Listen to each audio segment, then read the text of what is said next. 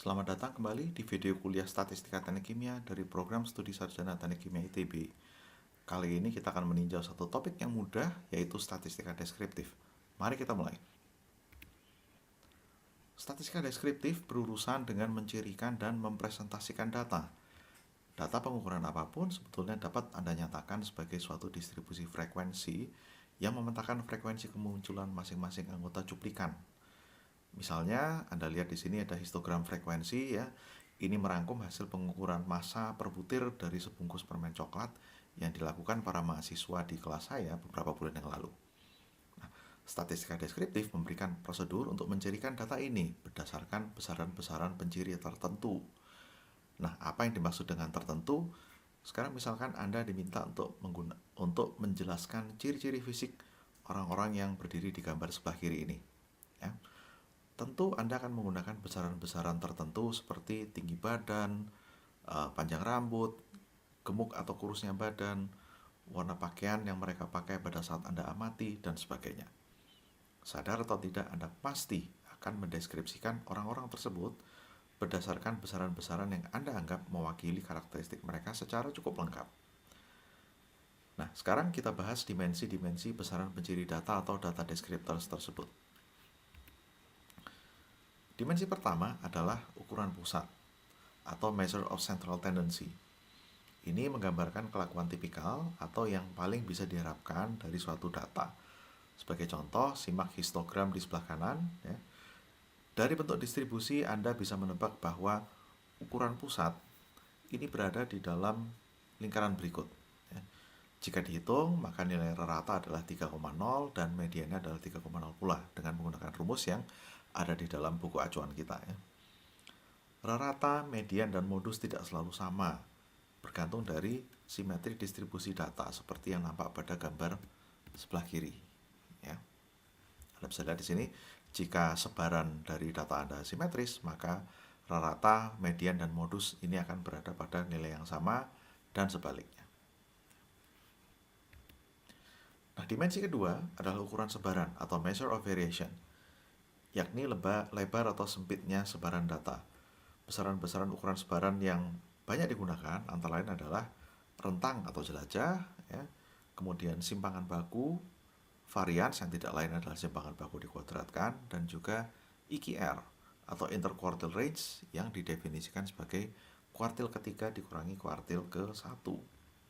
Silakan Anda cari cara perhitungan besaran-besaran ini di literatur atau di buku teks kita. Nah, gambar di sebelah kiri menunjukkan dua set data yang memiliki rata sama ya, sama-sama 3,0 ya. Namun memiliki ukuran sebaran yang berbeda. Di mana data yang sebelah atas ini terdistribusi lebih sempit dibandingkan dengan data yang di sebelah bawah.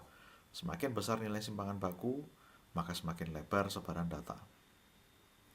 Sementara kalau Anda lihat gambar di kanan bawah, ini menunjukkan 3 set data yang berbeda satu sama lain. Ada pasangan data yang berbeda dalam ukuran pusatnya, dan ada yang berbeda dalam hal ukuran sebarannya. Silakan Anda simak dengan saksama parameter-parameter ini. Ya. Ini adalah rata, dan ini adalah sigma kuadrat adalah varians. Dimensi ketiga adalah bentuk dari distribusi data kita. Nah, ini dicirikan oleh beberapa besaran juga. Ya. Yang pertama adalah skewness yang menyatakan simetris tidaknya distribusi. Ya. Apakah simetris, berekor ke kanan, atau berekor ke kiri. Ya. Kemudian kurtosis, ini menyatakan tumpul atau runcingnya puncak distribusi. Ya. Leptokurtik ini adalah distribusi yang memiliki puncak yang runcing, dan platikurtik sebaliknya adalah yang memiliki puncak yang tumpul.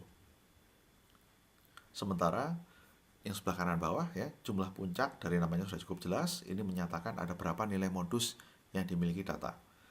Saya rasa ini sudah cukup jelas ya. Sekali lagi, rumus-rumus untuk mengkuantifikasi besaran-besaran ini ada di buku acuan kita. Dimensi keempat adalah pencilan atau outlier. Ini adalah titik-titik data yang menyimpang jauh dari kelompoknya, seperti yang ditampilkan dalam dua grafik ini ya. Ini adalah outlier, dan demikian pula yang ini. Deteksi pencilan ini bisa kita lakukan secara visual, atau jika diinginkan untuk melakukan lebih akurat, Anda bisa gunakan uji hipotesis. Pencilan bisa terjadi karena kesalahan percobaan atau pengukuran, ya. Dan jika memang demikian halnya, maka pencilan ini sebaiknya disisihkan dalam pengolahan data. Namun di sisi lain, pencilan ini bisa juga merupakan suatu kondisi anomali yang justru menarik untuk ditelusuri lebih lanjut. Ya, jadi kita juga tidak boleh terburu-buru mengambil kesimpulan. Dimensi yang kelima atau terakhir adalah variasi temporal atau kelakuan data terhadap waktu. Kelakuan ini mewujud pada data urut waktu atau time series data, ya, yang dalam industri proses secara rutin dikumpulkan oleh puluhan atau mungkin bahkan ratusan sensor dalam sistem instrumentasi pabrik yang memastikan pabrik beroperasi secara aman dan efisien. Dua grafik yang saya cantumkan di sini ini menampilkan contoh penelusuran kelakuan suatu besaran sebagai fungsi waktu. Nah, tentu saja jika data yang Anda hadapi bukan jenis data urut waktu, maka dimensi variasi temporal ini menjadi tidak lagi relevan. Oke. Nah, jadi secara sangat ringkas, statistika deskriptif mencirikan data berdasarkan 5 dimensi. Ukuran pusat, lebar sebaran, bentuk distribusi, keberadaan pencilan, serta kelakuan data terhadap waktu. Dalam bahasa Inggris, dimensi-dimensi ini disingkat menjadi CVDOT yang mudah diingat. Central, Variation, Distribution, Outlier, and Time. Sekian dan sampai jumpa di kuliah berikutnya.